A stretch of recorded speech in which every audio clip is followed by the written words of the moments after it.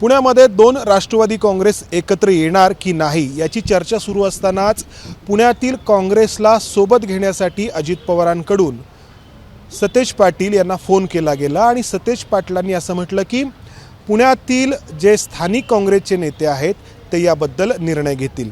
आपल्यासोबत पुणे शहर काँग्रेसचे अध्यक्ष अरविंद शिंदे आहेत। सर, काय अजित पवारांच्या पक्षाकडून आघाडीचा प्रस्ताव येतोय तुमच्याकडे? अजूनपर्यंत तर अधिकृत प्रस्ताव असा कोणता आला नाही। आला तर नक्की विचार केला जाईल, पण आत्तापर्यंत या 2-3 दिवसामध्ये आम्ही महाविकास आघाडी म्हणून सेना उद्धवसाहेब ठाकरेंचा गट असेल, पवारसाहेबांची राष्ट्रवादी असेल आणि काँग्रेस, आम्ही जागांवर आता जवळजवळ आम्ही 15-20 प्रभाग पूर्ण केलीत। आता जर यांचा प्रस्ताव आला तर त्या अनुषंगाने पक्षाच्या निष्ठावंत कार्यकर्ते असतील, सिटिंग मेंबर असतील, या सर्वांचं पक्षाचं हित जपत असेल तर निश्चितच स्वागत करू। अच्छा, तुमच्यापर्यंत अधिकृत प्रस्ताव आलेला नसला तरी सतेज पाटील यांनी मान्य केलंय की त्यांना अजित पवारांचा फोन आला होता आणि सतेज पाटील असंही म्हणतायत की तुमच्याशी ते बोलतील आणि त्यानंतर अजित पवारांना जो निरोप द्यायचा ते देतील। पण तुमची तयारी आहे अजित पवारांकडून जर प्रस्ताव आला तर त्याबद्दल विचार करण्याची? मी आपल्याला परत एकदा सुस्पष्टपणे सांगतो की आम्ही भारतीय जनता पक्षाच्या विरोधामध्ये जे समविचारी पक्ष असतील त्या सर्वांचं स्वागत करतोय। याट एवढीच आहे की काँग्रेस पक्षाला बुलडोज होता कामा नये। सन्मानपूर्वक काँग्रेस पक्षाचे जे निवडून येणारे सभासद असतील, त्याचबरोबर जे काही वर्षानुवर्ष लढणारे कार्यकर्ते असतील, ह्यांच्यावर अन्याय न होता जी आघाडी राहील त्याच्यासाठी आमची तयारी। बरं, याच्यातून मग प्रश्न असा होतो की अजित पवार एकीकडे सत्तेमध्ये देखील सहभागी आहेत आणि या निवडणुकीपुरते फक्त ते तुमच्यासोबत येऊ म्हणतात। निवडणूक झाली की पुन्हा ते सत्तेमध्ये जाऊन बसणार आहेत, मग तुमचा फक्त उपयोगच होईल या निवडणुकीमध्ये असंही बोललं जातं। आपल्याला कल्पना असेल, ज्या दिवशी पहिली महाविकास आघाडीची बैठक बसली त्यावेळेला आम्ही 3 ठराव पास केले होते।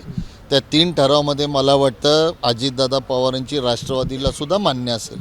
त्यामध्ये सर्वात पहिला ठराव असा होता की निवडणुकीच्या अगोदर जी आघाडी असेल ते निवडणुकीनंतरही अबाधित राहील।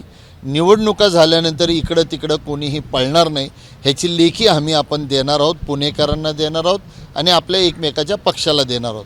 म्हणून असा कोणता जर प्रश्न आला, आणि परत एकदा लक्षात ठेवा, राज्य आणि केंद्राचं राजकारण वेगळं, पुणे शहराचा विकास असेल, पुणे शहराच्या कार्यकर्त्याचे हे संधी असेल, यासाठी योग्य तो निर्णय घेतला जाईल। शेवटचा प्रश्न, आता तुम्ही महाविकास आघाडीमध्ये इतके दिवस चर्चा करत आहात, शरदचंद्र पवार राष्ट्रवादी काँग्रेस पक्षाचे जे इथले शहराचे अध्यक्ष आहेत प्रशांत जगताप यांनी सातत्याने तीव्र विरोध केलेला आहे अजित पवारांच्या पक्षासोबत आघाडी करण्याला, जाहीरपणे त्यांनी विरोध केला आहे।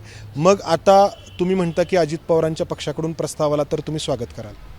निश्चितच मी आपल्याला परत एकदा आठवण करून देतो, भारतीय जनता पक्षाच्या जी काही आणि 2017 साली जी आपण निवडणूक पाहिली असेल त्याच्यामध्ये जर आकडेवारी आपण पाहिली तर फक्त महाविकास आघाडी म्हणजे काँग्रेस, राष्ट्रवादी काँग्रेस आणि सेना, जेवढी भारतीय जनता पक्षाचा उमेदवार इलेक्शनला समजा 42,000चं मतदान झालं आहे, तो सर्वसाधारण 10,000 ते 11,000 मतं घेऊन निवडून आला आहे। त्याच्या विरोधात या 3 पक्षाचे 28,000 ते 29,000 मतदान हे त्याच्या विरोधात पडले। ह्याचाच अर्थ असा होतो की भारतीय जनता पक्षातले जे काही विरोधात पडलेली मतदाने आम्हाला त्याची एकमूट करायची, ती एकजूट करायची, आणि ती जर केली तर निश्चितच येणारी महानगरपालिकेमध्ये महाविकास आघाडीची सत्ता असेल। तर 2 राष्ट्रवादी एकत्र येणार की नाही याबाबत अजून पुण्यामध्ये निर्णय झालेला नसतानाच काँग्रेसनी मात्र जर अजित पवारांच्या पक्षाकडून कोणता आघाडीचा प्रस्ताव आला तर आपण त्याचं स्वागत करू असं म्हटलंय। एका अर्थाने आपण पुण्याच्या राजकारणाचं हे बदललेलं चित्र पाहतोय। कॅमेरामन राजेश बिडकरसह मंदार गोंजारी, एबीपी माझा, पुणे। एबीपी माझा, उघडा डोळे बघा नीट।